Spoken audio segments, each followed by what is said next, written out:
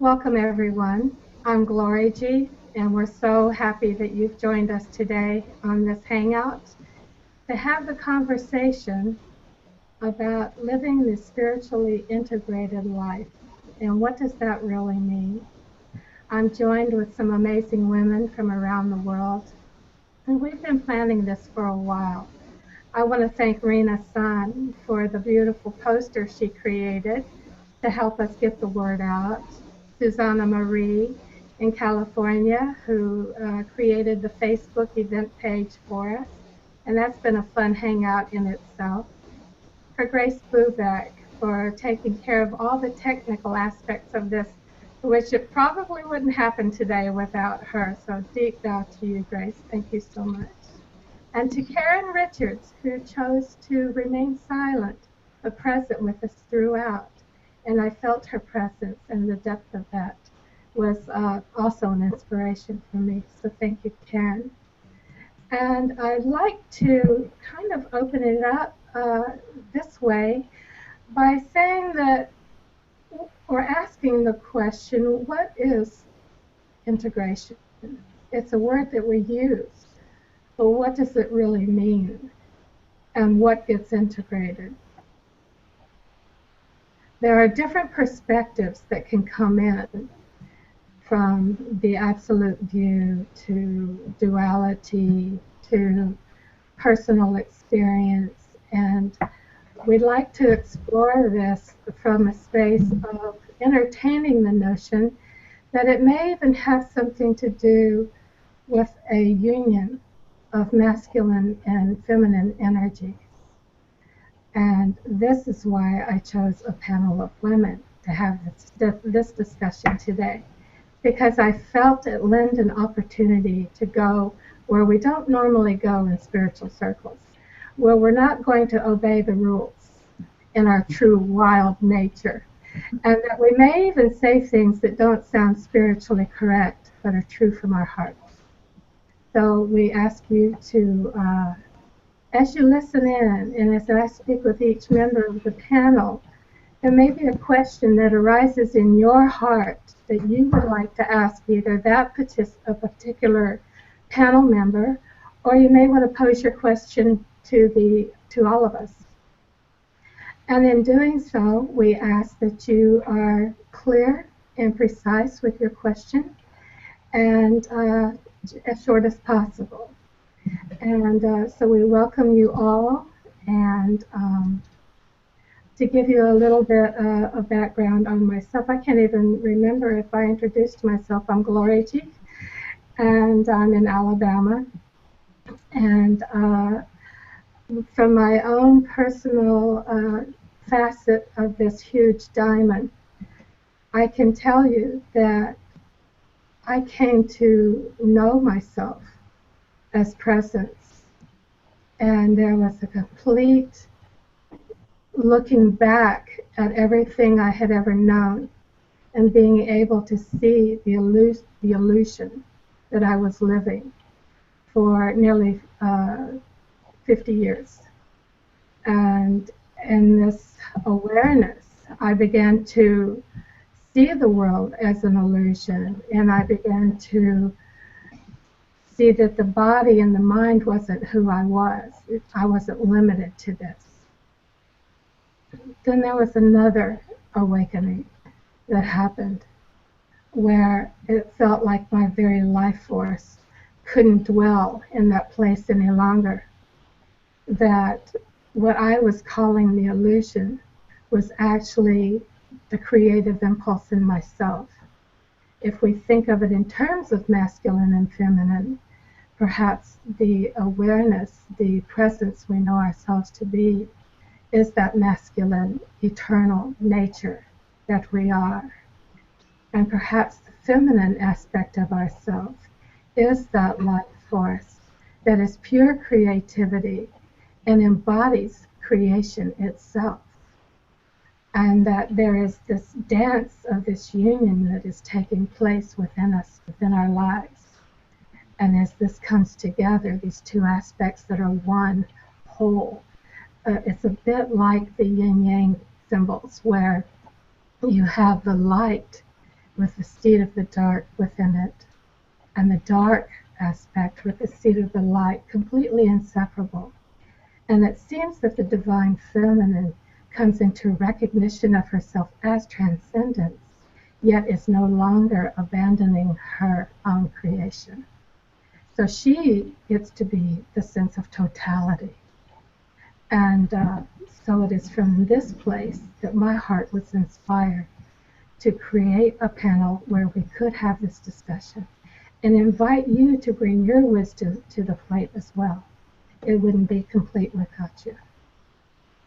So with that, I would like to open it up to asking the panel a few questions, and I'd like to start with Susanne. Susanne Marie is in California. And Susanne, what I feel is an important aspect along the journey of integration you've been writing a lot about lately, and that is vulnerability and authenticity. And I'd love it if you could share with us what is vulnerability and what is authenticity.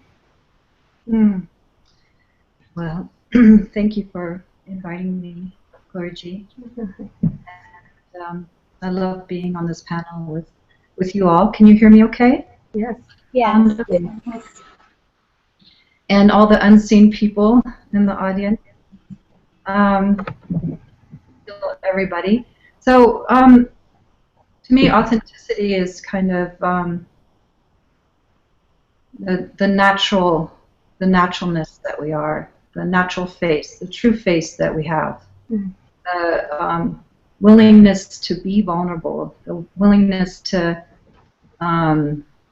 not know, and to let the words, even like me speaking right now, I mean, to speak about it currently. You know, the words are coming, and they come from a place that is not pre-manufactured, at least not right now.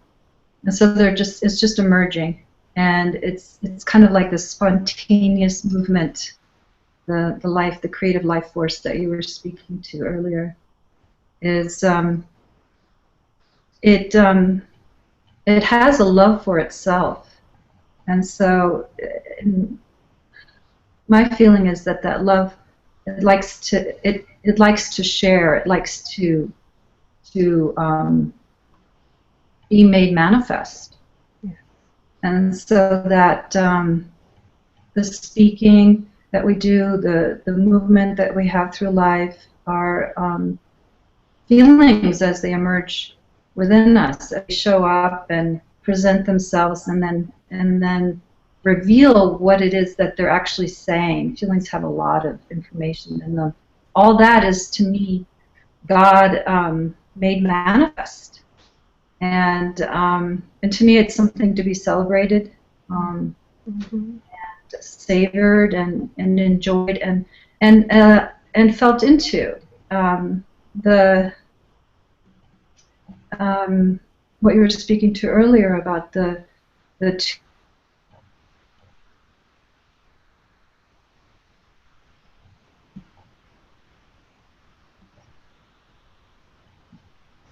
Susanna, can you hear me? Oh, there she is. She's back. Okay. Hello, Susanna. Gloriji, I think we've lost Susanne for a second there. Okay. And I will just say to people, I'm the one who has the technical kind of control here, task. So while we're waiting for Susanne, maybe Gloriji, you want to. It's up to you, really, whether you want to wait or maybe ask a question to somebody else, because this may take some time. There she is. She's back. Okay. Can you see me? No. I don't know. Not yet. Oh, well, you disappeared. How do I had to unmute myself now, and I don't know how to make myself appear.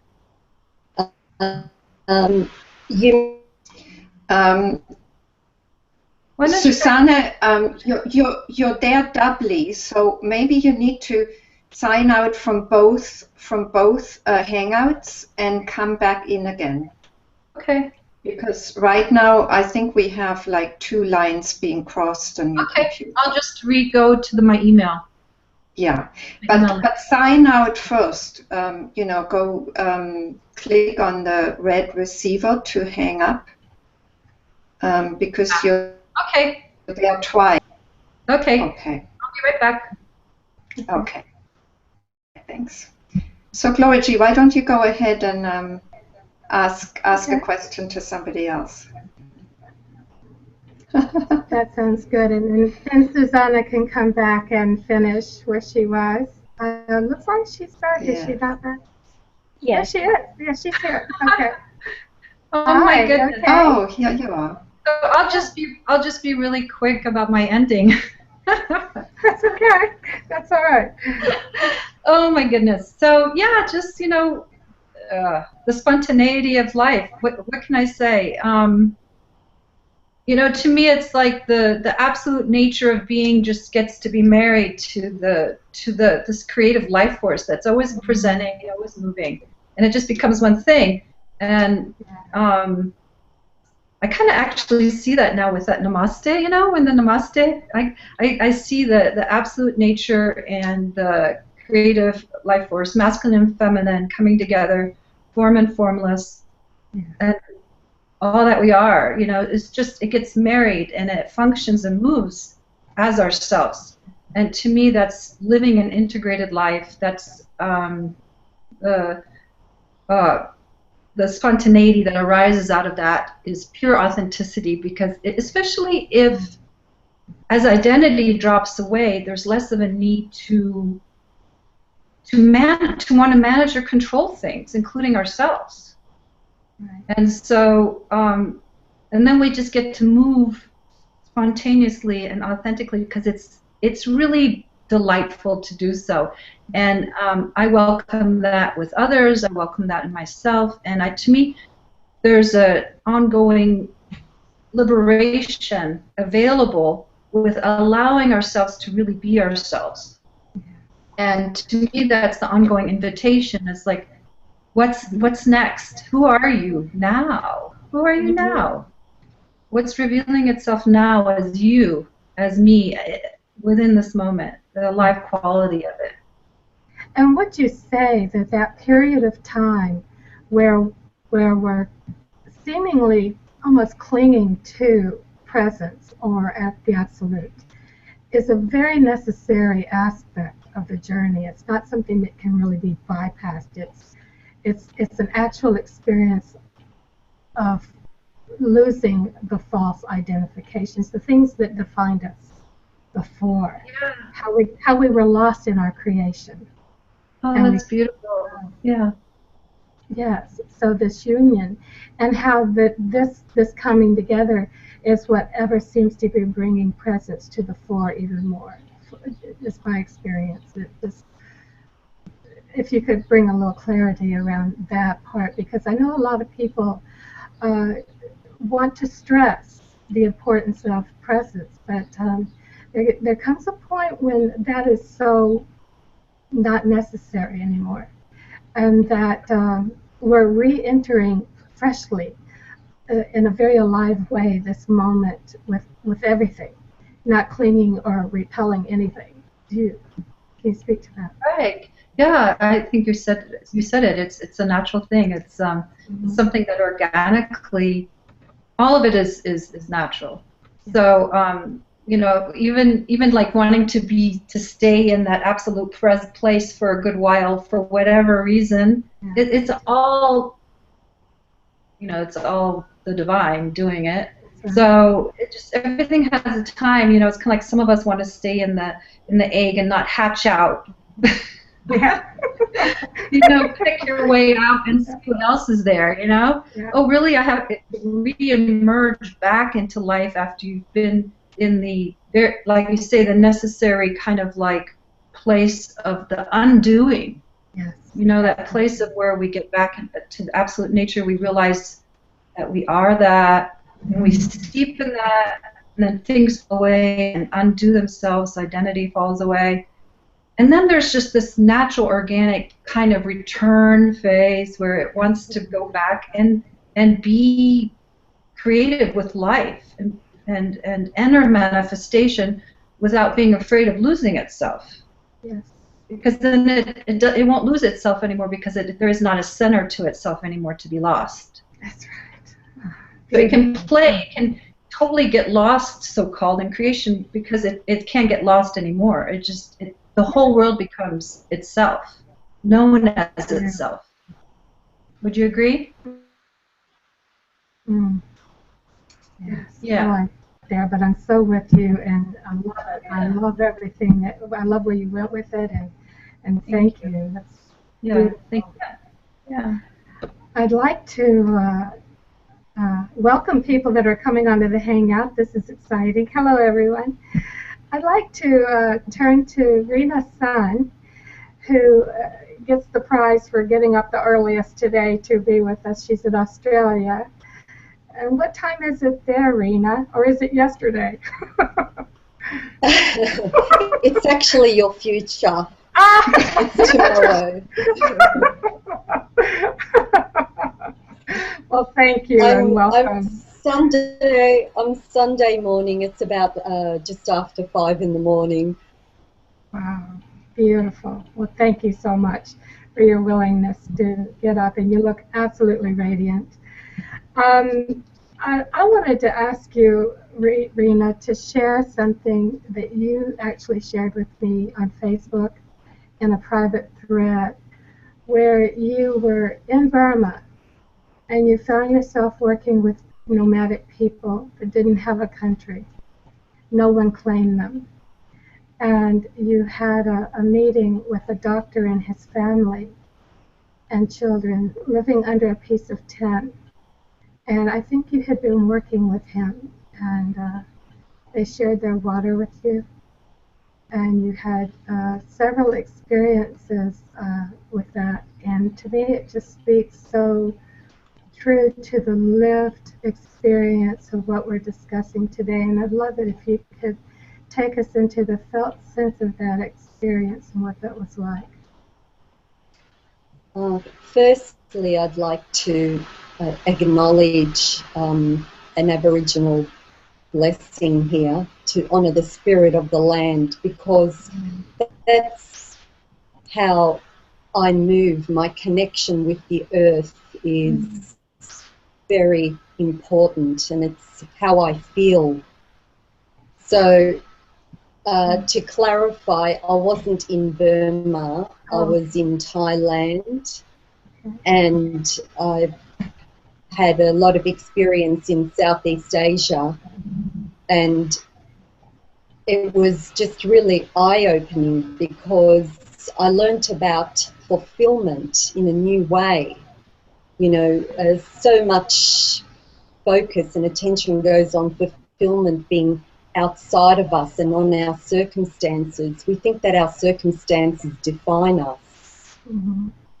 And these people who had so very little, you know, they had been travelling, kicked out of their country, they're kicked out of Burma, and because no government wants them, the Thai government doesn't want them, and the Burmese government doesn't want them. And so these people, you know, really well-educated people, some of them not that it matters, but they were awakened people. They were just really making the most of their situation and met everything very deeply. Like they didn't, this particular, not all of them were like this, but this particular family was not focusing on lack or not focusing on what they didn't have. Their attention was on the gratitude of being together with their community and their tribe. And it just amazed me that they could have such a sense of gratitude when here in the West so much attention can go on what's missing and what we don't have. And it was really apparent that, you know, these people were really rich in a new way that just opened me to seeing things differently. Yeah. When you were with the doctor and you had a moment of, are you recalling the story that I'm alluding to here? Is the where you met a particular doctor and his wife and children, and they were living under a piece of tin, and there came a moment where he could see how devastated you were by the conditions. And he says to you not to put dust over your essential self. And that your presence brought such joy to them.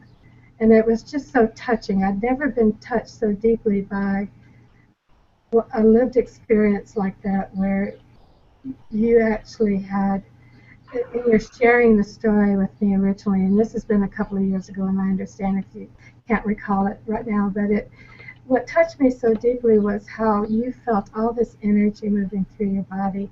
And you've talked about this in other interviews as well that I've watched of you, where you actually experience the whirlwind of emotion moving through your body, and how you allow your body to be a space for a kind of integration taking place.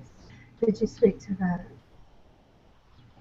Yeah, he spoke to the dust covering me, and another way I could point to that was the veil, that there was a veil, and there was this, and with this veil came boundaries, or a structure, if you like, of experience, of felt experience. And in that moment of sharing that, something just let go. And I felt my body open completely to really what was here now. And what was there now was just so much. It was really full. And even though the emotions were not comfortable, the emotions felt alive. So it took that perspective away from, you know, uncomfortable emotions being not safe. I realized that safety lies in the very meeting of this emotion, not the pulling away from. Yes. And with that comes a trust. The trust and the safety has no conditions to it. You know, I am the source of this trust, and life cannot betray me. You cannot betray me, because trust is not a bargaining tool. Oh, beautiful, beautiful. Thank you, Reenah.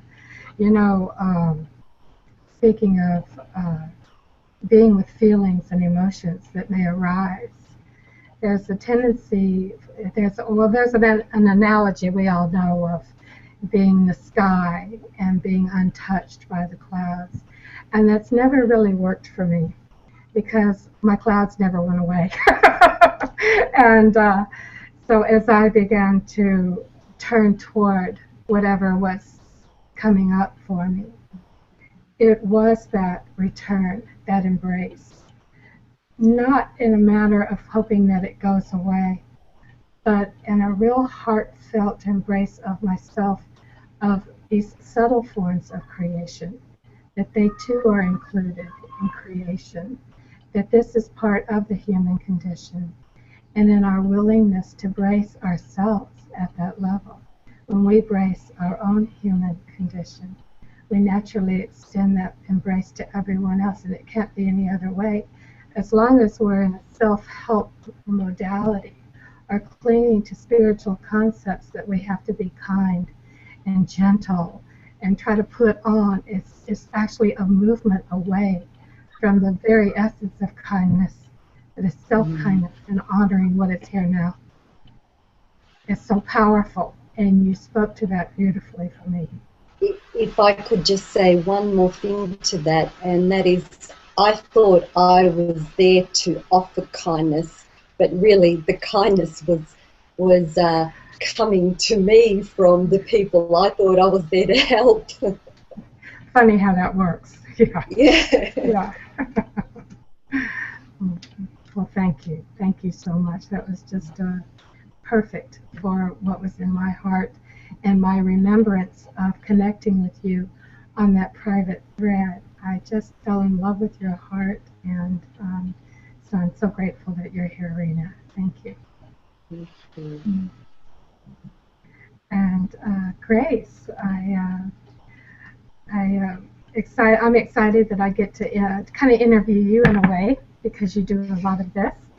And Grace, I was deeply touched when I was listening to your interview with Gangaji, and you shared your story about falling in love, which was something that you had not anticipated. You went to see Gangaji, and you had a heart-opening experience.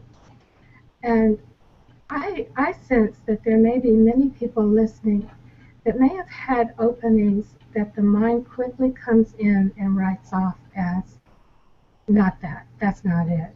Because there's some expectancy of bells and whistles and all kinds of spiritual whatever. But you simply were overtaken with this immense love. Could you take us into that felt experience, and what was it like for you in that moment, and also what was it like for you in the days following? Was there a sense of bliss, or were you disoriented, or what was it like for you? Can you take us into that lived experience?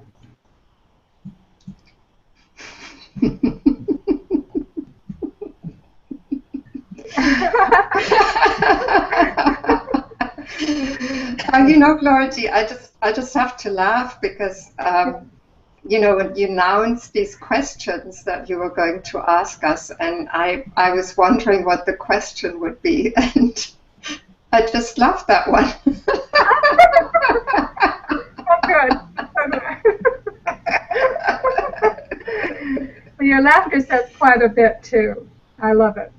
There's a deep message there. Yeah.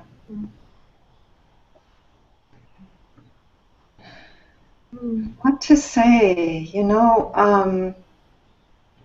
Essentially, I'd say that the experience was just one that totally threw the mind into a loop. And so there was this opening that for a long time I didn't even recognize as an awakening. Now I would call it a heart awakening, an awakening at the heart level, to the vastness that we are.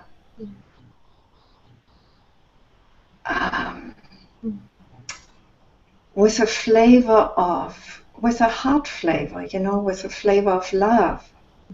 And it's very peculiar because, in non-dual circles, awakening tends to be spoken of more in terms of the mind opening up.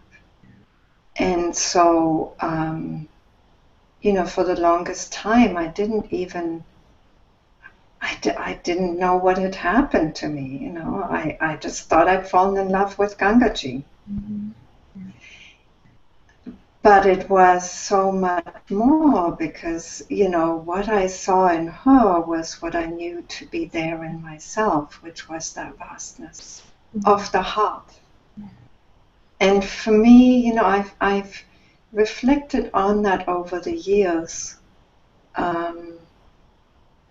And somehow in what I offer online, I always seem to come back to the heart and the topic of love. And yes, you do. You know, I just embrace that because that's what keeps wanting to be spoken of. So, you know, I feel a bit odd because, you know, I'm such a bhakti, and it's like, you know, the heart doesn't even know what to say. Yeah. It just says yes. And you can, you know, you can put that in a form of poems. You can put it in the forms of devotional songs, but somehow that seems to be the form that beingness keeps wanting to take in me. So, hey, I just bow to that. Does it feel to you that even though we may have a form that represents that devotion, that it's truly a devotion to the truth of our being, that it's a devotion to what is real this moment, and that love being so all-inclusive is the whole embrace, is it not? I mean, it is knowing oneself as life itself, and in recognition. That recognition and that embrace is love for me, you know. And I noticed that all of your events say love, and I thought how true to her experience that she honors that path that's been realized. Adyashanti said something really beautiful once, and I just thought it was so appropriate. He said, you know, if everyone would just share from their lived experience, how different everything would be, how wonderful everything would be. And you certainly do that, Grace. So thank you. I love everything that you just said. And Gloriji, can I add something to that? Yeah, please.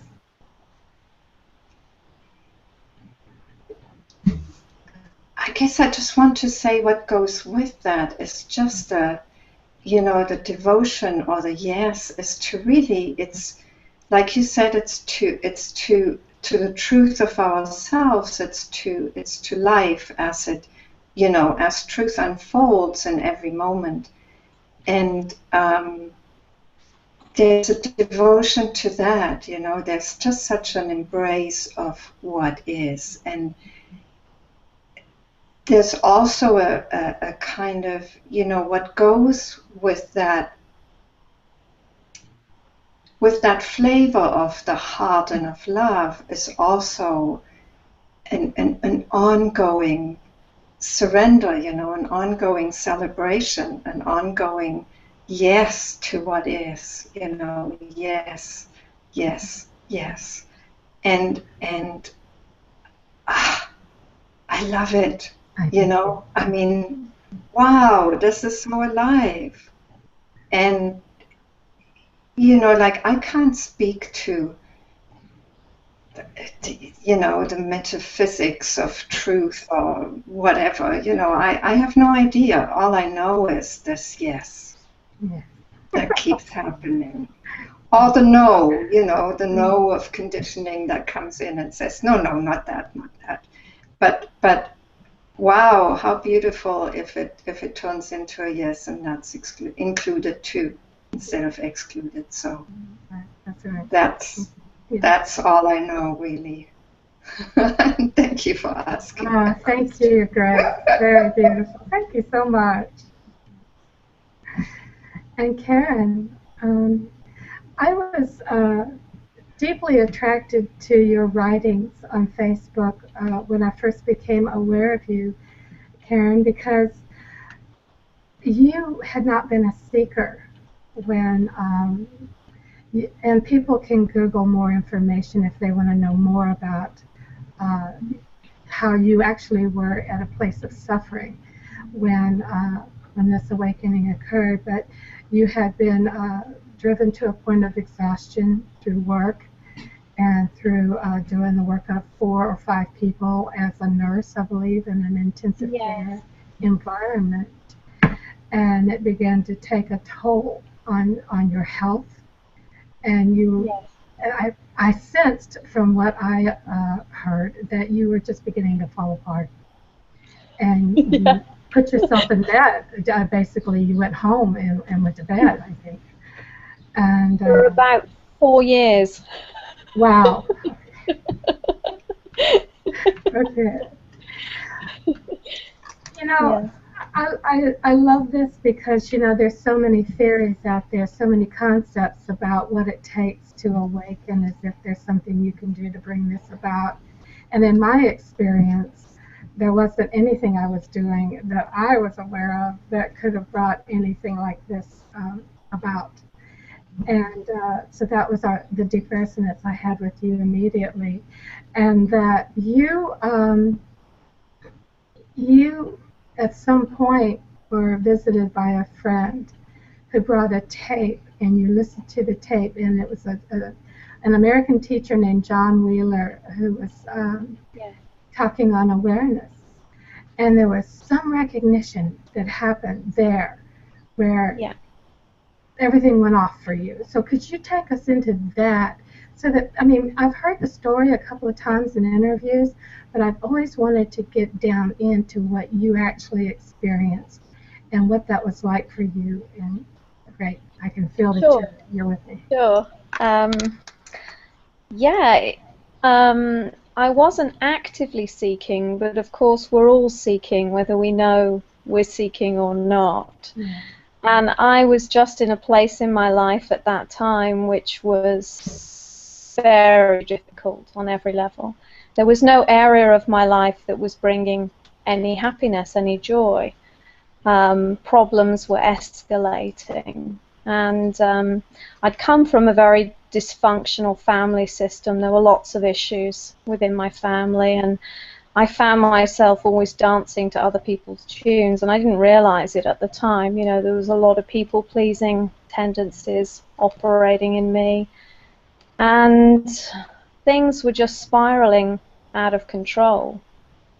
There was just the work that was overwhelming, relationships were falling apart, and my health was beginning to suffer. And it was at the beginning of all that, really, the beginning of the health starting to decline in quite a serious way, that a friend of mine presented me with this information. He said he had something to share with me, and I had no idea what that was. And he put on this tape, didn't talk about non-duality, didn't talk about that it was some teacher, nothing. He just made a drink and gave me a cup of tea, and we were just sat there on the couch together with this broadcast that was playing. And of course it was John Wheeler. I now know to be John Wheeler. And there was commercial breaks every sort of 15 minutes of this hour broadcast, and during the first commercial break I just looked at my friend and said to him, he's saying we are awareness. Now that didn't register with me at that point. Okay. When my friend said to me, yes you are, that yes you are seemed to point to something beyond the words, and everything fell away.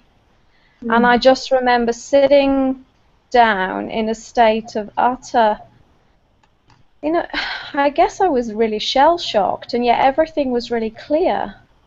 Wow. And the identification I had with myself just in that moment was seen through. And really that was the beginning. That was the beginning of the great undoing, which is continuing to this day. But I spent a good number of years housebound, bedbound, barely able to function, and in many ways thyroid disease, which is what the problem was a real blessing, because I couldn't think. I couldn't, you know, I didn't have enough energy to wash myself, feed myself on occasions. There was just such profound physical incapacity. And so after the recognition had occurred, life was very gracious to me in the fact that it made me completely helpless physically, and that enabled me to, well, I had to give up. There was a lot of struggle, a lot of tears for quite some considerable time with that, and eventually the energy for that just waned, struggling for a long period, and I certainly fought it, but it was just a great opportunity to really surrender, which of course isn't an act. True surrender is not an act, and it just happened, and really it was the best. No help is the best help. Because somewhere you really find yourself in all of that, and it was the greatest gift ever. And you ultimately found yourself. Gloriji, I was going to intervene here for a sec. There's a comment on YouTube that your voice is very low. So I was wondering, I have you on max in terms of the volume on the Hangout. Could you maybe turn your mic closer to your mouth? Yes, okay. Is that better? Yeah. It has to be good because I just hit my tooth. I'm pretty close here. That's better. Is that better? Okay. So thank you for that. Karen, so in this time that you're basically life surrendered you and you're incapacitated to the point that you're in bed and you're not able to think, you're just, can you take us into what exactly were you experiencing? Did you have a lot of things arising for you? Were you meeting some kind of shadow aspects of yourself? Anything of that nature during that period of time? Absolutely. It was incredibly challenging, not just on a physical level, but on an emotional level. And I would say it's been, I don't know how long it's been, it was 2008, the recognition. So that's 7 years or 8 years, I would say for 4 or 5 years after the initial recognition, there was a tremendous amount of processing. Lots of tears, lots of projections, lots of difficult emotional states, very dark things coming to the surface, incredibly dark things, suicidal thoughts, destructive behaviors, lots and lots of things that I didn't really want to face. And of course what we hear, the sales pitch, if you like, is that you have a recognition and then it's all bliss, joy, love, the sun's shining, the birds are singing, everything's marvelous. And of course, you know, that isn't really how it is. If we knew what was involved, we wouldn't want it.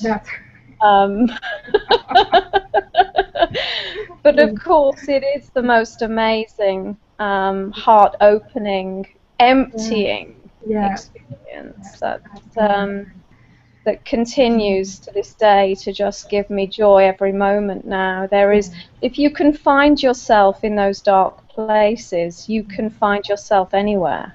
That's right. Oh, beautifully stated. Beautifully stated. I just want to take a moment to let that really have space, because that's so important. You know, this is part of what happens in that true embrace, that nothing gets left out. And how it felt for myself was that the light of awareness was shining itself, so that everything that had been repressed, whether it was somehow what appeared to be personal or the collective, found a space for this to, because we're not separate from that we're actually a space for a different kind of integration that people might not understand is an aspect of an authentic awakening. You know, when we have a conceptual understanding, we might think that we can just become aware of something and it just goes along with that floating cloud.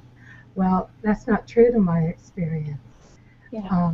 You know, I know myself as the sky and the cloud, you know, and there's no separation in that. And so I welcome, you know, it is beautiful to be so free that you're free enough to feel whatever's here without being defined by it or limited by it in any way. That's the beauty. Yeah, or controlled. Yes, yeah. I just think this is so important, and I love that you're an international satsang teacher and that you're willing to talk about this part of the journey that's not that comfortable. It's not comfortable, but it is. It's what opens the heart to one's own self. You know, yeah, I wouldn't say I'm a teacher out of choice. I know. You know, this is not. I know. No way. But it's one of the things that I talk most about in meetings, actually, about the difficult emotions that people experience and how we face them, we meet those emotions, because it creates a lot of suffering and a lot of conflict and throws the mind into turmoil that actually there's something wrong here, when actually there's nothing wrong. It's a normal part of the process.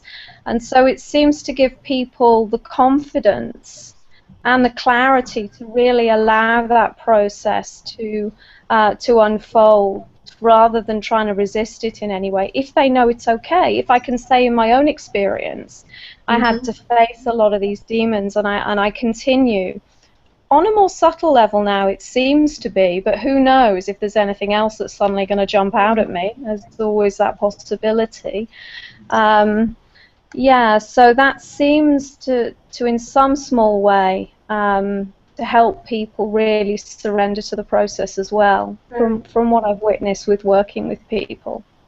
You know, we often talk about in satsang that there's a transmission that takes place, and yet so often teachers are quick to assume the role and perhaps haven't really explored themselves in this way.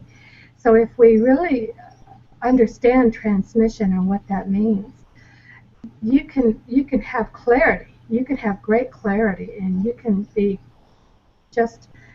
take people into a really mental understanding of what's occurring. Not you personally, but there could be a great mental understanding. But when a teacher or anyone in life has actually been through the workout of meeting life on its terms and not turning away from that, that's a very different transmission. And you do find yourself, you may find yourself in a teaching role, not by design, but it's just a natural generosity that seems to come of the heart. That, you know, it's like, it's so natural to want to share that depth with people. Yeah, absolutely. And I hear what you're saying, that it is really about allowing life to decide what we do. Yes. And how is life going to use us? And excuse me, my cat's just come in. You can probably hear That's okay. She's announcing she's here. Yeah, so it's really surrendering to the process and not knowing how we're going to be used. That's right. You know, if we have this desire to teach or to be something or anything, where's that coming from? What's that about? Yeah. Why? Go ahead. No, go ahead. Okay, I love the term pain body, because the pain body, or, you know, if you want to call it ego, pain body loves to get the information and now become a new identity, to create a whole new persona. Now I'm spiritual and I've got some understanding. let me start teaching and giving satsang and all of that. And we can see, and you know, praise be to those that have come along, and we've learned from them where there's a lot of dysfunction still happening in the guru or the teacher, and we see the harm that is done. And I think that it's wonderful that so much of that has come out, so that we can, in a sense, bow in our hearts to that. There's a gift in that if we can accept that. If there's a desire to try to be something, then that's not it. That's not the spontaneity Susanne was speaking of. It's not that natural impulse that, you know. You want to say more about that? Yeah, it's really just sinking into the clarity of each moment and meeting each moment as it arises without an agenda. Yeah. And you know, in some moments it seems I'm called to teach. Mm-hmm. I don't see myself as a teacher. In the next moment I'm down the supermarket getting my grocery shopping. Or, you know, for the most part, I don't speak about this. I'm being moved less and less to actually share about it on Facebook, actually. I've noticed. There is just this being with what's here and seeing how life is going to use me, and really allowing that to be the focus of your attention. Beautiful. Seeing where that goes and not knowing, you know, we don't know what's gonna happen in the next moment. And for me, that is true devotion. That is the true face of devotion. Yes. Beautiful. That's, yeah, exactly, because there's no resistance anywhere to anything. Oh, that's beautiful, Glory. Thank you. Thank you, Karen. Well, my heart is full. I'm just, now we get to turn grace to those that are on the Hangouts. I see we've got a couple of people with us. Perhaps, or you might want to read from the YouTube feed, whichever you think is best to do first. We can go. Gloriji? Yes. I'm just wondering if you could make yourself louder. It's still really, you're still really quiet, and I think it's hard for people. It's hard for me to hear you. Oh, it is. Okay. Well, I can try to speak up. Oh, here, let me see if this helps. I don't know. You sound like muted. Like it just sounds more muffled. Okay. Is this better? Is this better now? I don't think so. Is it better? And put the microphone closer. I don't know. Okay. Everyone else sounds louder than you. Okay. Is this I'm just better? concerned. Okay. Can you hear me now? I'll speak up. Try to speak up. It's definitely. I think you just have to kind of speak up a bit more, Gloriji. Okay. Okay. All right. Could I just contribute, before you move on to the next point, could I just contribute something to that conversation about the teacher in the satsang? Oh, beautiful. I'm not a teacher. I've been to many satsangs, and so often I hear about the transmission, and yes, and it's beautiful, but I'd also like to acknowledge that the audience or the people sitting in the room are also transmitting to the teacher, and I feel it's important to acknowledge that they hold a space for the teacher to open and bring out their fullest expression. Wonderful. And I just thought it would be nice to acknowledge this aspect, that it's a dance between the teacher and the people coming to see the teacher. Thank you, Reenah. A very beautiful point, and a valid one that shouldn't be left out. That's true. I mean, all of life is a transmission, you know. You can watch a dog walk into a room and there's a transmission, and watch everyone change, you know. Absolutely. Thank you. Thank you. I'd like to say something in regards to this as well.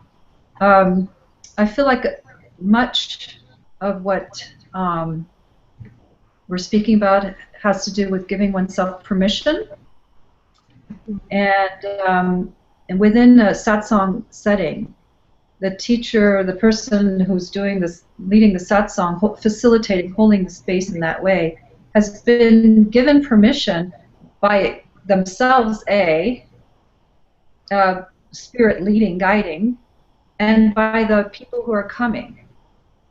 So it opens the space for life force to move and reveal itself. And often in the groups that I hold, I like to share and giving permission to one another to have the opportunity to speak from the place of knowing. Yes. Because I feel like we all have the capacity. We are the knowing, you know, we are that mystery.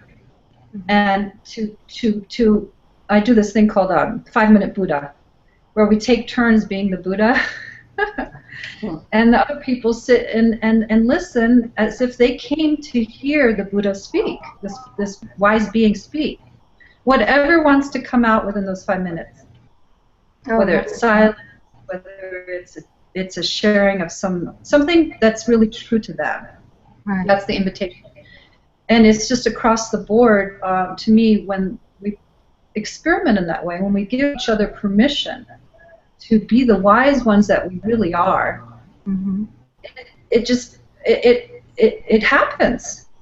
Yes. For everyone, because we all are that presence. So so for me, a lot of it is just about giving permission and taking that permission, receiving it, and allowing for whatever the invitation of it to sink in and to see what wants to be revealed, what wants to be shared. And it can be, it's so beautiful to see the enlivening that can happen with someone. Like, really, I can be my authentic self, and I can share right now what it is that is true for me. Absolutely. Yes. Yeah. Yeah. Yeah. So beautiful. Thank you so much. That is such a.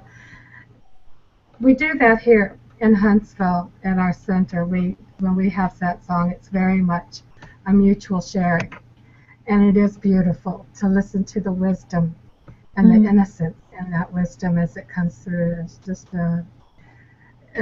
it's why I love to go. It's why I love to be there. And you know, there is a saying, I guess maybe the Buddha said it, I don't know, but that the next Buddha will be the Sangha. Yeah. I've heard that too. Yeah. Can I throw in something too? Please.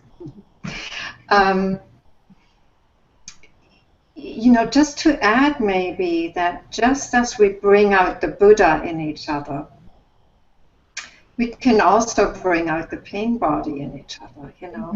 And it's and I loved what you said, Karen, because, you know, as I understand this unfolding, at least in some people, the awareness really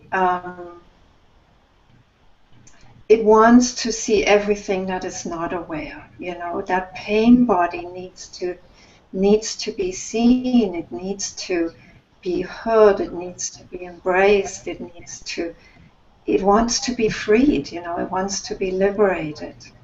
Yeah. And so sometimes, you know, that gets acted out between people, and that's okay too. Yeah. I mean, there's absolutely nothing wrong with that, you know, as long as at some point, you know, there can be an awareness that this is what happens. And even if it doesn't happen, you know, there can be an awareness in somebody else. So, you know, that's an awareness too. I mean, there's no separation. It doesn't have to even necessarily be in that individual, you know, like we were talking about satsang teachers who turn out not to be so awake in some aspects of their lives, or anybody else for that matter. If it's seen, it's already changed, you know, it's already getting freed. And you know what I love about showing up and saying yes to everything. It's just that we don't know what our role is going to be, or what it is in any one moment. You know, we find out. Yeah. And as long as we're willing, we'll see it. Yeah.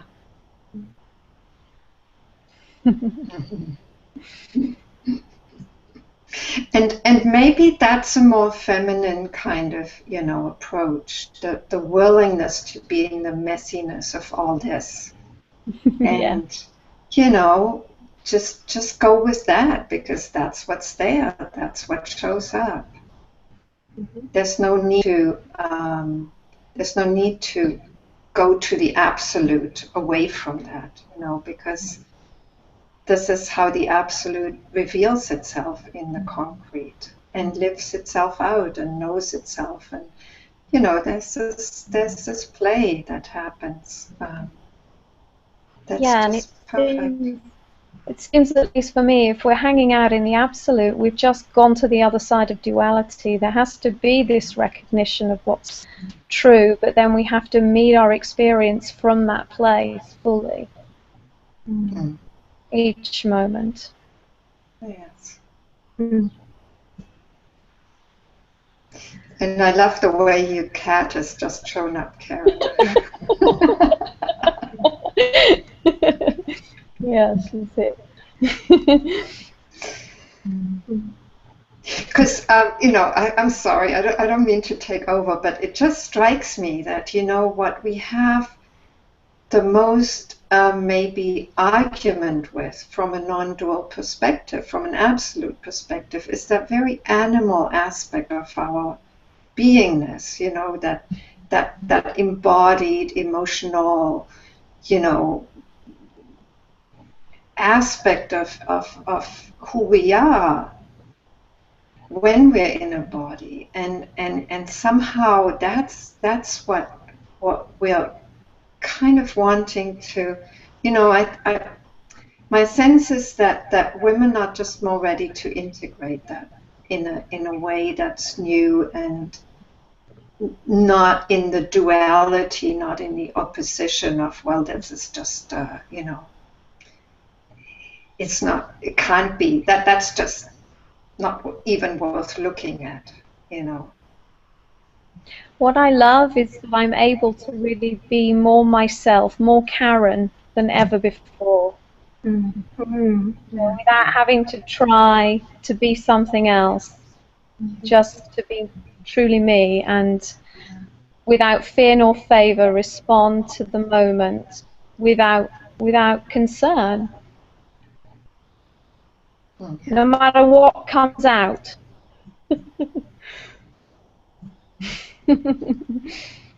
You know, in the need that we once had to be seen, or to be heard, or to make please others, as we talked about earlier, all of that was always wanted right here for one's own self.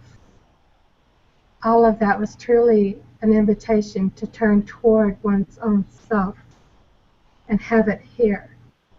Because once it's here, it's known everywhere. And it sees itself. That's the beauty of it. So thank you. So Grace, can we open it up now to some questions? Either way, if you think the YouTube is best first, or we have some people on the Hangouts. Actually, you know, I keep seeing people that come onto the Hangout and then leave again. So I think that's a pity. So why don't we have Prajna come on? Yay. if she'd like to, since she's around, and I can have a look at the YouTube comments. Okay. And we can take it from there. Great. So Prajna. Hi, Prajna. Hi. Hi. Am I unmuted? Hi. Yes, you are. Okay, cool. Hi. Hi. Welcome. I have really enjoyed listening to everybody. It's just some really deep sharings, some wonderful pointers. Mm. And well, I want to say a little bit about integration, if I could. Please. Yeah.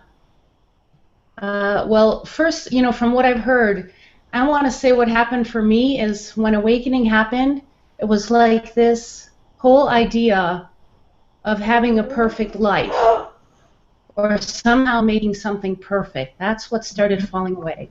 Yeah. And then just really relaxing into the life that I have. So it seems like we're either resisting or we're relaxing. We're either, it seems like it comes down to those two options after a while. It's like whatever the form of resistance might be, or relaxing back and integrating what you have, because that's always our doorway. It's the life that we have. So here's my lovely Libby Joy. Hello, Libby Joy. Beautiful. She's been listening and she's been listening and giggling. Wonderful. The girl after my own heart there. Yeah, my biggest integration was integrating twins that were 1 pound when they started out with severe brain injuries. And so every day I integrate that, because every day my life is it revolves around their needs. So, it's not convenient. And I think that that's what happens with all of us, is that we get to face our inconveniences. It's like, can we let life be inconvenient? And then we see the beauty in the inconvenience. Oh, beautiful. When we really let it in, it's not an inconvenience. It's the perfect, whatever you want to call it, the perfect gift that came for our unfoldment. That came just perfect for whatever it is that we need for the next level of our unfoldment, for our integration, to be truly true to who we are, completely. And it's ongoing. It's never finished. And all of you already said that, and I love listening to everybody. And I wanted to just say one thing about the teaching role too. Whoever said that about the Sangha becoming the next Buddha, I love that, because I really love Sangha and community, because it really shows us where we're unfinished. It really shows us. It's like Adi Shanti also said once, that in Sangha you get to, it's like being in a sack of potatoes, and all the potatoes rub up against each other and rub out the little nubs on the potatoes. And we all right? Well, looks to me like Libby is our Buddha right now. Yes. Yeah, and she's laughing about it because she gets it. It's like we all get to bump up.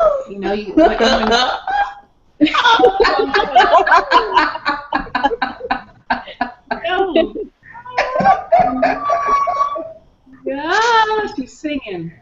Okay, He's well, that was all I had. Who are you calling a potato? I'm the potato. And if you're looking at me, then you're a potato too.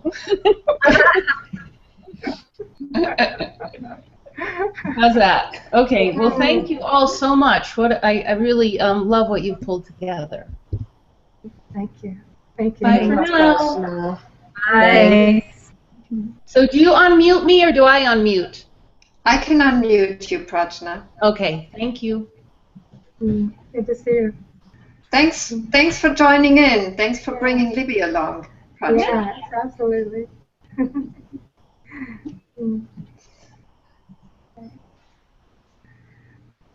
So, we have any questions on the YouTube feed? Okay, let me go have a look.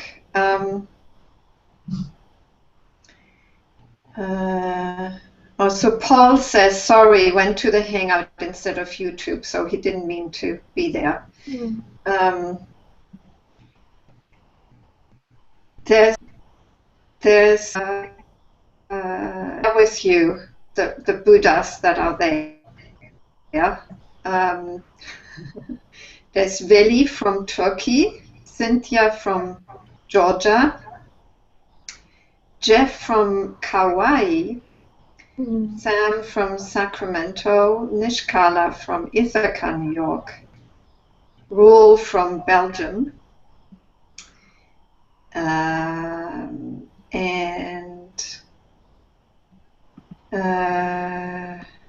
let's see, Tenzin is also there. Isabella from Poland. Roel says, to me, this is too much focused on experiences. I think he put that when we were, when Gloria, when you were asking us about our experiences, like, me with Gangaji and Karen about her awakening experience. Roel says, in the end, it is not important how their experiences were with those teachers. It is not about experience at all. Roel, I wonder whether this has changed for you after our discussion. Maybe if it isn't, you can come back to us on that. Amana says, hi, sweethearts. Hi, Amana.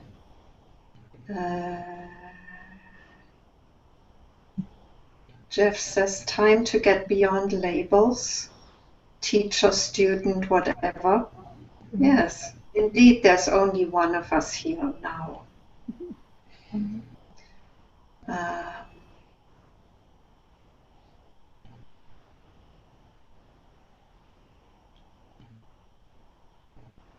Jeff says, my new affirmation, God made me less of an idiot today than I was yesterday.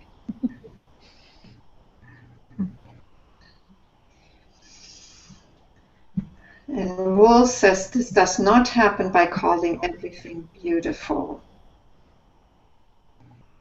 Does anybody want to comment on that? I think it's beautiful. I'm sorry.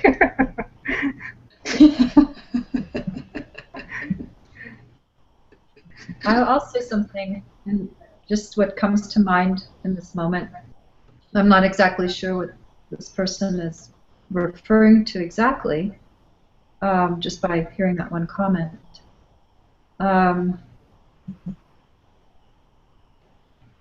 With realization, what we're pointing to, what I feel we're pointing to, is that there is this vaster sense of self that becomes known, and that that one begins to settle into, and it's a very similar to what Grace you were speaking about in terms of the yes, to me it's an all-encompassing yes.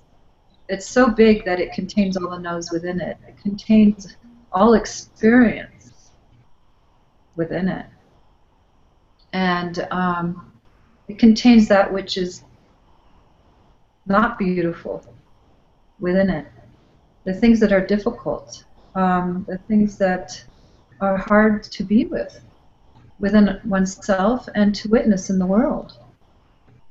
And for me, it's not at all a label that everything. I never use the word it's all perfect or it's all beautiful. It's really if that sentiment comes, it's more what lies deeper than experience, deeper than beautiful and not beautiful. It's trying to touch on something that is really hard to put words to, and it's this, just like this kind of, I guess in Zen it would just be isness, what is. But what is, for me, it's not. It's like it has a neutrality to it, but as it moves into the human experience, my first experience, the one that I feel within my body, is love, is beauty, is is a type of goodness, even with that is difficult to be with. And by having that as my ground, the ground of what I feel my essence is, it supports the difficulties that can emerge and do emerge within life. And and it also, for me, it gives me more allowance, more ability to be with things when they arise, and to be with them even in a way that is heartbreaking. Yeah. So even that can be beautiful. Even a heartbreak, the difficulty that what your child is going through, or yourself, or someone you love, or the earth, that what's maybe going on, can be heartbreaking. And to me, there's a quality of beauty, and that quality of beauty is the yes that I have for it. It's my heart being open enough to say yes, and to allow it to be deeply penetrated, and to continue to let that penetration just have its way with me, as you know. And to me, that's my learning. That's my ongoing edge of learning, is that deeper ability to say yes to it all.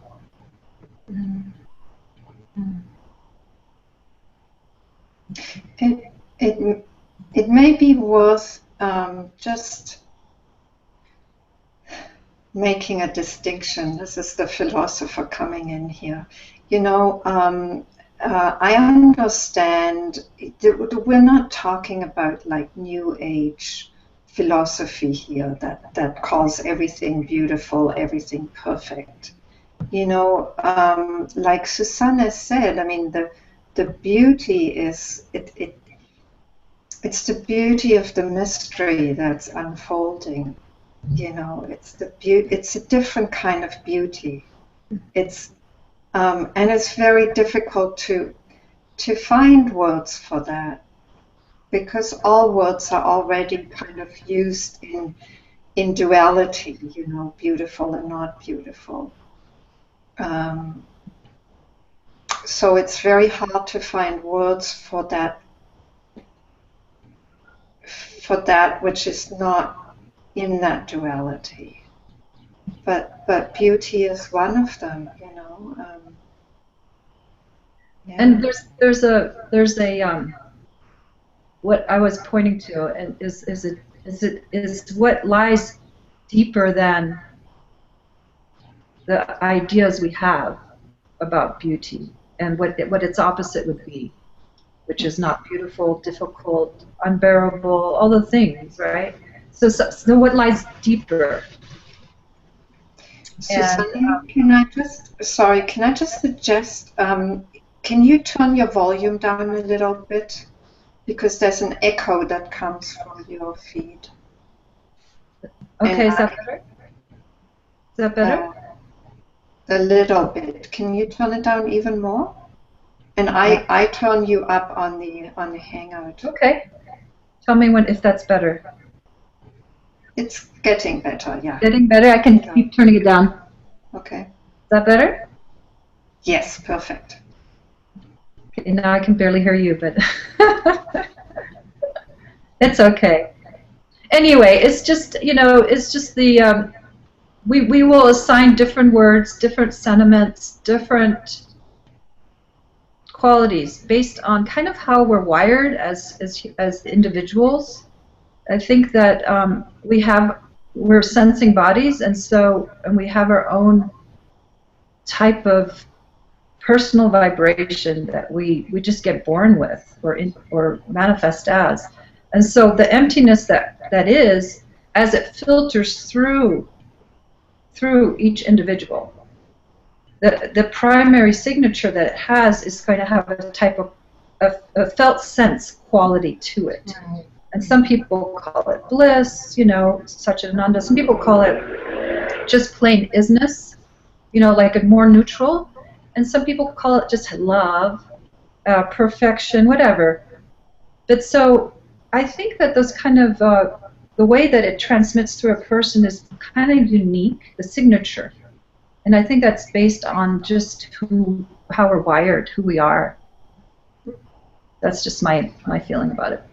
And I tend to use the word beautiful when I sense or I'm having an experience of recognition. Like if someone is speaking and they go to something that touches me as the truth I know, the word beautiful flows from my mouth. So if the person that was commenting was referring to hearing the word beautiful quite often throughout this time together, it might be that it's coming through me because I think I've said it several times to each of you. It's just a manner of my own expression. So I wanted to add that as well. So when you watch the recording, you may want to count how many times Gloriji says beautiful. Simply because we're on the same page. You know, this has been such a heart-opening experience, the discussion, because we have gone deeply into to topics that aren't really that popular, and as Karen pointed out, you know, bliss cells, or you know, the beauty aspect of it being a superficial kind of beauty, a promise of something greater, is the concepts that many of us hold until we don't. Until we begin to have the lived experience where life is actually taking us deeper. And the beauty is that at the very core of everything that's explored and investigated is the empty nature that is at the core of everything. And to make that discovery and to live from that realization is the sense of embodied beauty, embodied awareness, embodied realization, beyond just the conceptual understanding, but to the lived experience. Which is why I chose to ask people about direct experience, because I don't think that is given enough space either. Because it's only in the lived experience that we become the living embodiment of what's been realized. And I think it's an important pointer. Yeah. That's a good clarification. Thanks, Gloriji.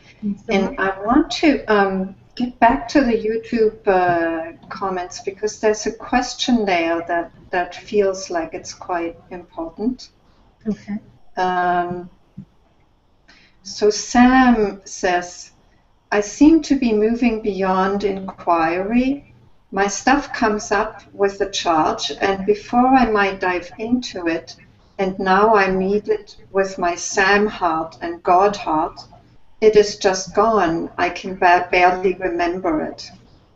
Heart wants to say, wait, where's the lesson in that, the insight in that? Any comments? Love and peace. Do you want to comment on that, Karen?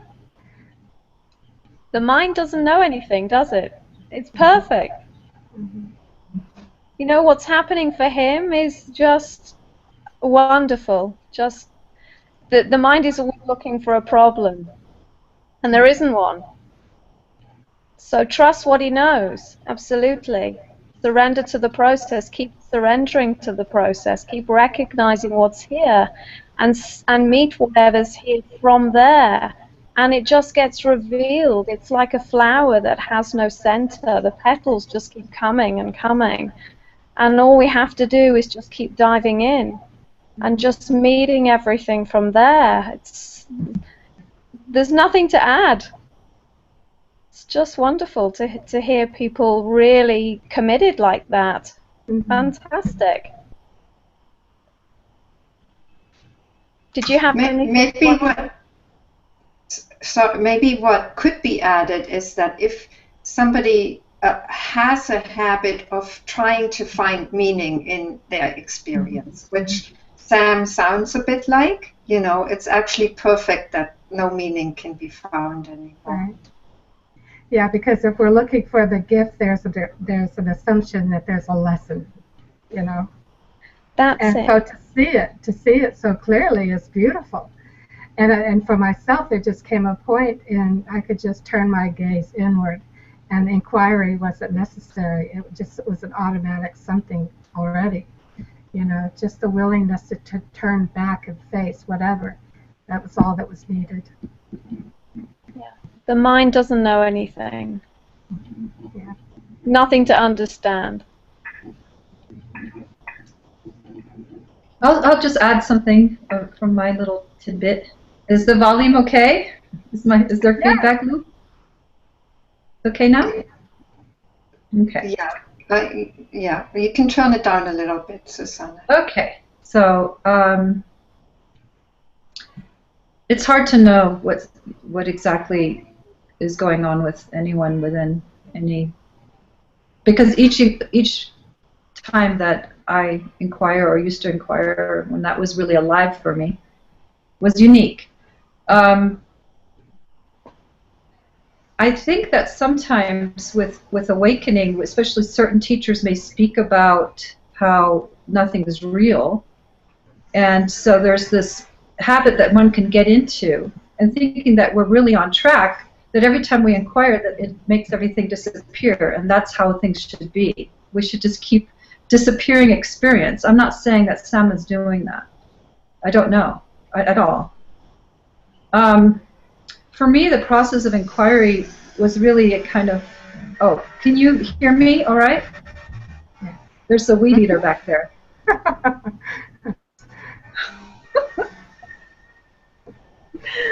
Yes, go ahead. Yes, we can hear you. Is it okay? Yeah. Yes. Okay. I'll just finish up and close the windows. Just had the process of inquiry for me had a very texture to it,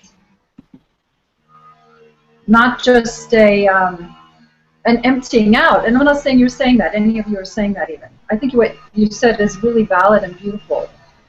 But there's also the process of inquiry itself that can be exactly what one is needing, which is the undoing nature of the unraveling, has an experiential quality to it. And when we have a yes for it, you know, when we have, it's almost like going down deep into ourselves, into the felt sense, actually, of a belief that there is actually information there. There's intelligence there. And that is just as much of a rich and important discovery as discovering that nothing's really real. So it kind of comes back to what we were talking about in the beginning, which is that there's a time for going into the emptiness, to the absolute nature of our being, and there's a time to come back out and rediscover life as the richness of life as ourselves, the experience as being ourselves. So sometimes inquiry can have, there can be a doneness to it, and what's really being called for is actually discovering the richness that is revealing itself within inquiry, and not just the disappearance of what it is we're looking at. For me, whenever I would be inquiring into a painful emotion, a sense of identity and belief, what would happen ultimately is that the willingness to feel that discomfort full out in my body would take me ultimately to an emptiness that was completely filled to overflowing with love and sweetness. And so it's an emptiness that is full. And so I appreciate your clarity around that, because I think it's an important point that it's not that we're just null and void of anything, but that once anything is met, true nature is at the core of all form. And in our willingness to explore, in my experience, speaking only to how it unfolds here, is that's where I came to know myself as that love. It's a lived experience of it. And for me, it's not just well, the true nature is revealed. And just to clarify, for me, I have it all the way down. I have it all the way down. Okay. Just to clarify for me,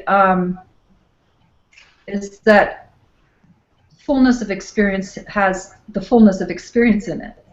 Mm-hmm. So feeling and experiencing and having, even feeling your emotions, it's not where it's at some point we re-enter back into life, into full experience, knowing it all as ourselves. So true nature gets revealed in the absence and in the rediscovery that all of it is that.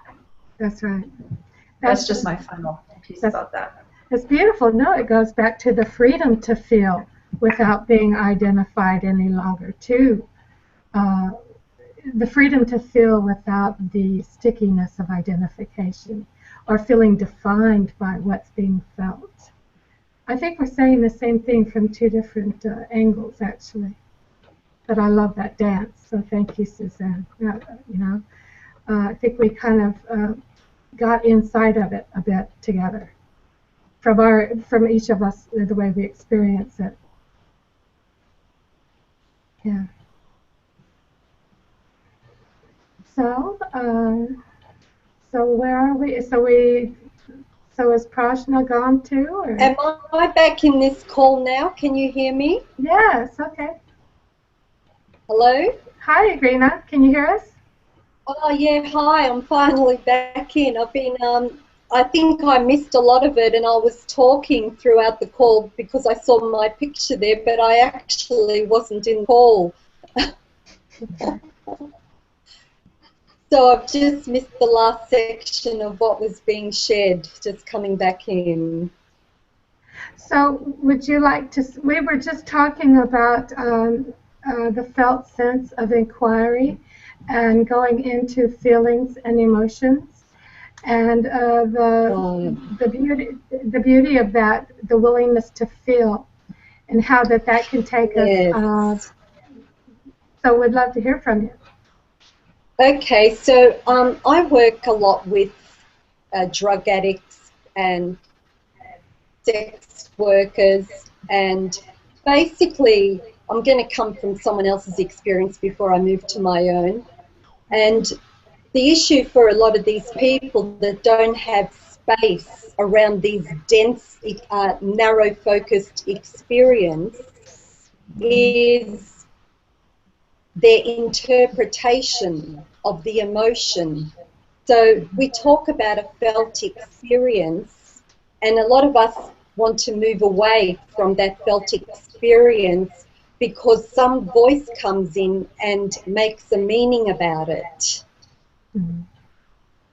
And so we have our interpretations I have seen, often trip us over from going deeply into this felt experience where there is spaciousness to release the attention. And some people have really, really hard experiences of abuse, really heavy abuse. And to say to them, feel, go into your feeling is very strange. Mm-hmm.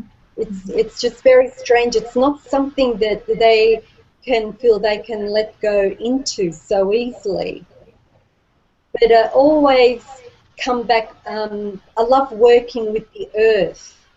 And a lot of these people, I bring them to the earth and get their bare feet on the earth to start getting a feeling and connect with their breath. And so because once they feel the earth, I invite them to bring their attention through their body. It releases their attention and their interpretations a little, and they can start feeling a bit more and moving toward that. Yes. Mm. Well, Reenah, we were sharing at a slightly different level, but what you're saying is interesting because it brings in the reason why people go for spiritual bypassing. you know, Right. because they don't want to feel, and they're in a habit of not feeling what the experience really is. And that then gets given a spin of, well, you know, it's just an experience, it's not real anyway. In non-dual kind of spiritual circles. And so, you know, talking about experience can actually be very challenging. And obviously, you know, in the YouTube comments, some people really kind of took issue with that. So that's the bit that you missed, Reenah. But you know, I see. You brought a perspective and an angle to it, which is implicit in a lot of, you know, spiritual bypassing, which is that people don't want to feel, and so they don't want to talk about experiences, and that's the conditioning that ultimately needs to be released, as much as the conditioning. Like, you know, Sam shared in the YouTube thread, he says, I admit I have been a bit addicted to the release associated with insight. So he comes from the other kind of extreme, which is people can get very, you know, attached to feeling and then feeling the release of that experience. So, you know. Yeah, like you mean like attached to that happiness or something. You know, we talk about holding space for the pain body, but also many people don't know how to hold space for happiness. We rarely talk about holding space for happiness, do we? Right. It's like, and when people move into happiness, it's like it's so subtle. This mechanism can kick in where one just starts to grasp and want to grasp onto that experience, and then it just sort of goes all haywire. You know, and that very grasping is a movement away, really, from what is here. Very valid, very valid. You know, Papaji said, all the angels and demons will come for you, but don't give them any power. You are beyond, you know. You are beyond. Yeah. And I see a lot of that in spiritual communities and circles, that there is an idea of going for states of bliss and joy, and all of that, as you so wonderfully stated, is a movement away from the joy that is recognized inherent in this moment as yourself, in the willingness to not need it to be any other way, and to not be in a place of grasping or having an aversion to what's being felt. That's been my lived experience with it. You know? We say we want unconditional love, but we want it in a certain way. Yeah. Right. Beautiful. We want it to look a certain way, and I think that's part of our interpretation and our belief system of what it looks or what it should feel like. Right. And even awakening, and I was just going to say, even awakening, you know, speaking about awakening stories, it's very lovely, and at the same time, it's something that's lived each moment. You know, like we can talk about something that happened in the past. I've had awakening experiences since a child, gradual, all the way through, but really, they're not really relevant to this here now. It's living it each moment, meeting at each moment, opening to however this moment unfolds, and that's where the freedom is to allow it to be the way that it is.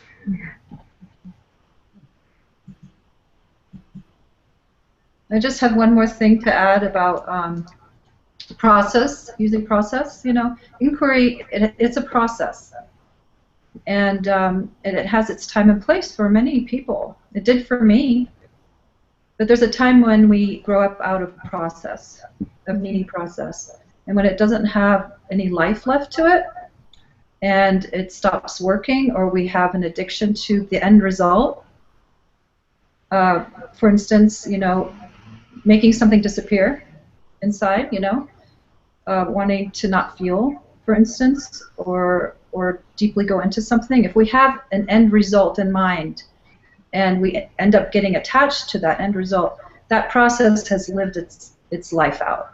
It's time to let go of the process and see what it is that Reenah is speaking to, and you as well, I mean all of us actually, to being here within experience with what is, and learning how to be with things, not to manage it, not to want to control or manage it, or disappear things, or imagine what awakened living would look like, but to live it, to be here.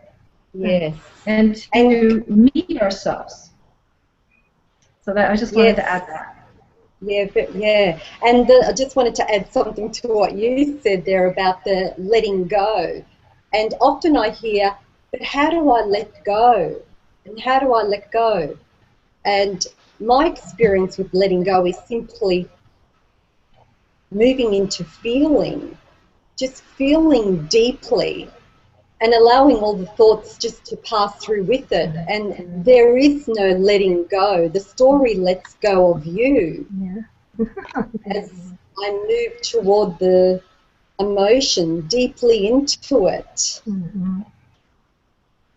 Yes, the willingness to actually become the pain that's felt, to actually become that pain and feel it full out.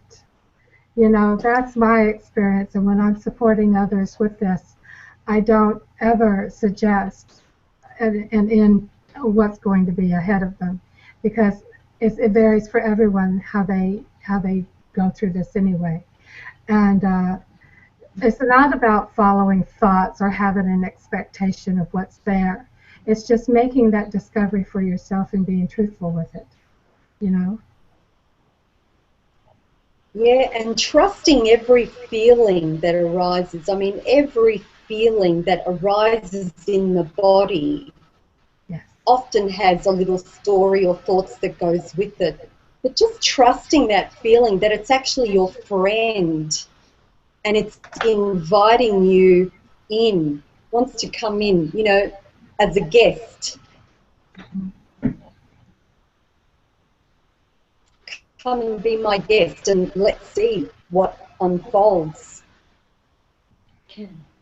Prajna, you want to say something there? I would love to add something. Is my microphone on now, or do I unmute it? You're good. Can you hear me? You can hear me? Okay. Yeah, I just wanted to add, this is my favorite topic about feeling and being able to really be true to whatever is happening, what is. And it just really highlights not necessarily the role of the teacher, but the role of presence.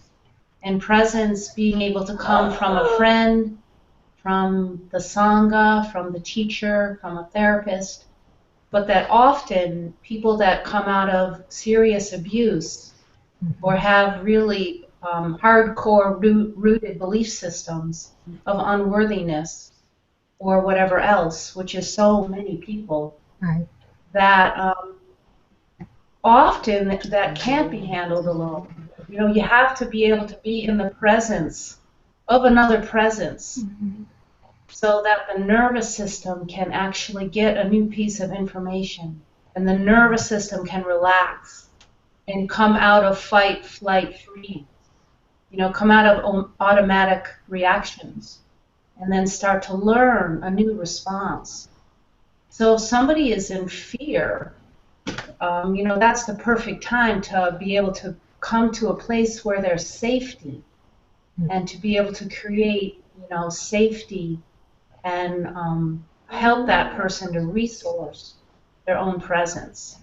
And then their own practice can really take off, and to be able to become your own resource and not to be, dependent on something outside all the time, but to be able to use whatever resources come about. So I just wanted to add that I think the role of the teacher, if you play the role, is that it's a big responsibility in that sense. So if you haven't integrated your own feeling life, your own emotional life, past, shadows, all of it, that if you're there and discount it in somebody else, it's very easy to kind of re-trigger that early trauma. And then, of course, then maybe that person is going to utilize a spiritual bypass or whatever, because nobody wants to feel the degree of that pain again, of the initial, what they had to run from. So, you know, just being able to be a place of safety where somebody can come and unpack all of that, you know, such a huge gift to humanity. Yes. Thank you. Yeah, that's beautiful, Prajna. Yes. I always unpack that around my children. Yeah. I'd like to hear from Karen about this topic.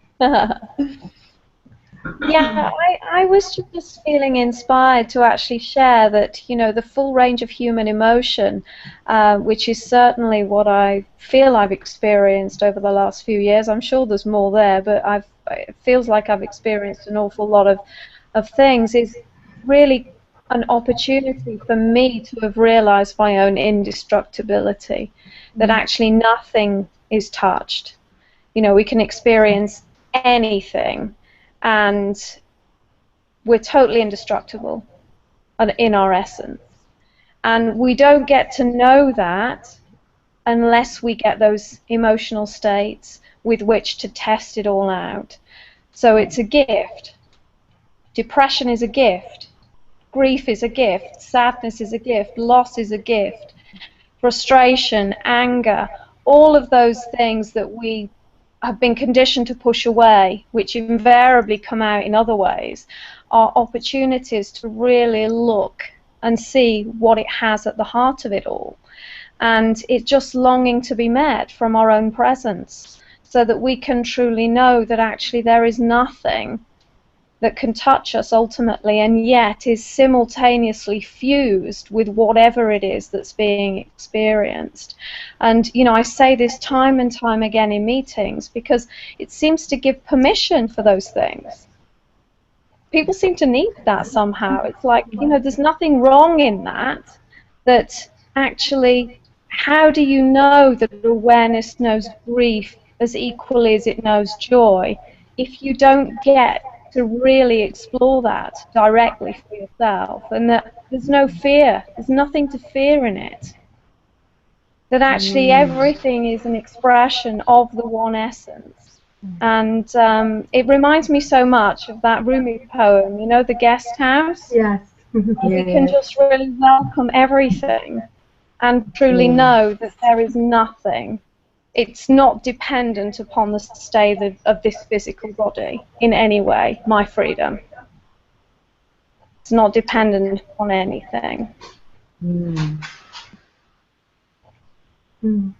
Not one circumstance. I'd like to add that what you just said, Karen, for some reason, apparently my microphone is strange. That what you were saying feels to me like such an invitation to just, it's not dependent on anything, and then equally it welcomes it all, right? It gives permission, as you said.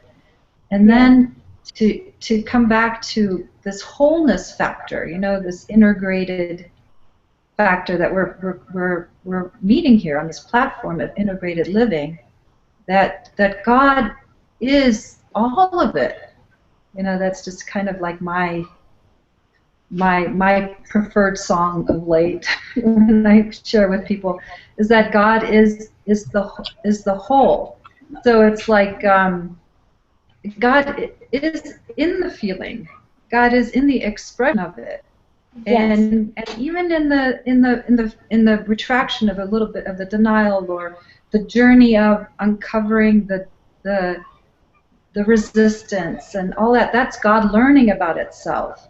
And to me, back to the word beauty, it's all beautiful. It's all an expression of God, the absolute nature of being, and the intricacies, and how do you say that word, of it all. The detail of it all, the expression of all of grief. Yes, and what I feel is really important that we're discovering in this is actually that our true nature can start to move us, which is unaffected by the emotional states. So we're responding to life, we're not being controlled by our emotions or our thoughts. Thoughts and emotional states can be there, and yet it doesn't have any impact on right action. Action becomes more and more free in and of itself without being controlled by these emotions. And it doesn't mean that they no longer occur. They can occur, but it just means that the flow of life is unimpeded by personal will on any level, more and more fully. Right, and that I think that unimpededness comes from a large part of being willing to say yes and welcome it all. So then the natural harmony can find itself of not being stuck and glued into content because it's free to be, right? That's what we're discovering. Amazing.